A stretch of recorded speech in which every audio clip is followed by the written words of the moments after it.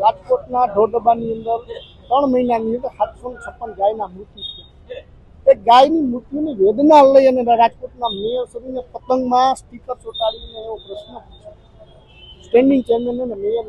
કે આટલી ગાયના મૃત્યુથી આજ સુધી વિજિલન્સ તપાસ કરવામાં આવેલ નથી। અનેકવાર અમારા કોર્પોરેટર બેન શ્રી કોમલબેન ભાડાએ 3 વાર લેખિતમાં રજૂઆત કમિશનર સાહેબ હોય, ડેપ્યુટી કમિશનર હોય, સ્ટેન્ડિંગ હોય કે મેયર હોય, લેખિતમાં રજૂઆત કરી કે વિજિલન્સ તપાસ કરો, પણ સાદી તપાસ પણ નથી કરી। એક અધિકારીની બદલી અને કોન્ટ્રાક્ટ રદ કરી અને સંતોષ માની લેનાર રાજકોટના જવાબદાર પક્ષના અધિકારીઓ હોય, શાસનના અધિકારીઓ હોય, કર્મચારીઓને રજૂઆત કરવા માટે આવ્યા।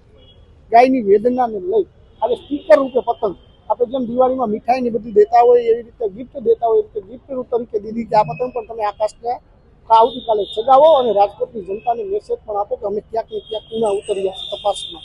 આજે ગાયને ન્યાય મળ્યો નથી। અમે આવતીકાલે ભરવાડ સમાજના યુવાનો પણ પોતાની પતંગમાં લખાણ કરી અને ઉડાડવાના છે। રાજકોટના આકાશની અંદર પતંગો ઉડશે। રાજકોટની જનતાને પણ મેસેજ મળવો જોઈએ કે 756 ગાયની જે વેદના છે એ વેદના જ્યારે આપણે એક્સ ટ્વિટર ઉપર એક્સ જ્યારે કરતા હોય ત્યારે એનો પણ એક હેશટેગ હોવો જોઈએ અને ગાયને જ્યાં નથી ન્યાય નહીં મળે ત્યાં સુધી જ્યાં પણ રજૂઆત કરવાની થાય, જ્યાં પણ ગાળવાની થાય અમે તૈયારી છે। આ લઈ અને વાત કે મેયરે માત્ર વાતો મુદ્દાંગો ફેંકી છે અત્યાર સુધી એકને એક રિમોટથી જેમ ચાલતું હોય એવી રીતના તે પોગાડતા હોય એ જ રીતે આપણે જોતા આવ્યા છીએ। ટીઆરપી ગેમ ઝોન હોય કે રાજકોટની કોઈ પણ મોટી ઘટના હોય, સર્વેશ્વર સુખની ઘટના હોય, કોઈ પણ ઘટના હોય, આજે ગાયની ઘટના છે તો એમાં જેટલું લખેલું હોય એટલું જ વાંચી રહ્યા છે। જેમ પેપર ટાઈપ કરીને આપવામાં આવતું હોય અને એના પ્રશ્નો ભરવાના હોય એ જ રીતે પ્રશ્નોના જવાબ આપી રહ્યા છે। આજે પણ એ જ રીતે જે ટાઈપ કરેલું પેપર હોય એ રીતે એના પ્રશ્નોના જવાબ એને ક્યુઆરથી આપી દીધા છે। આ લઈ રાજકોટની જનતાને પણ એક મેસેજ જાય, આવતીકાલે રાજકોટની જનતાને પતંગમાં મેસેજ મળશે। ઘાસચારો જે ગાયોને ફાળવવામાં આવે છે અને જે જનરલ બોર્ડની અંદર અમુક પ્રશ્ન આવતા હોય, અમુક પબ્લિકના પ્રશ્ન આવતા હોય તો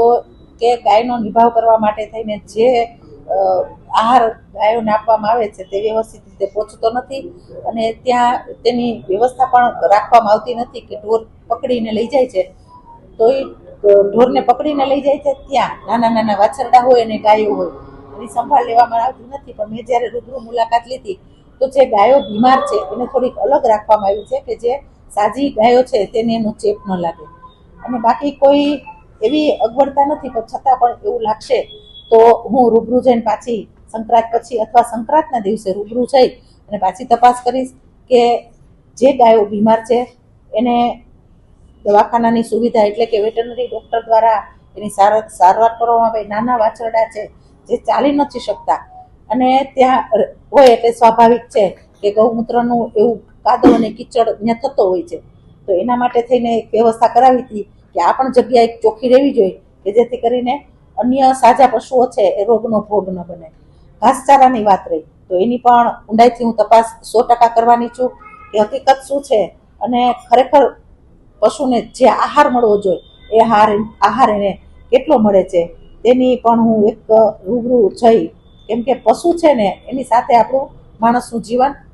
સંકળાયેલું છે। ગાય છે પતંગમાં એક પણ મુદ્દો એ પણ ઉમેરેલો હતો કે 756 ગાયોના જે મૃત્યુ થયા છે એની પણ જવાબદાર પાછળ જે કોણ છે એની ઉપર શું થયું તે રૂટીની કાર્યવાહી એનો પણ એક મુદ્દો હતો, એની પણ આપણે રજૂઆત કરી એ રજૂઆતનો પણ હું તપાસ કરીશ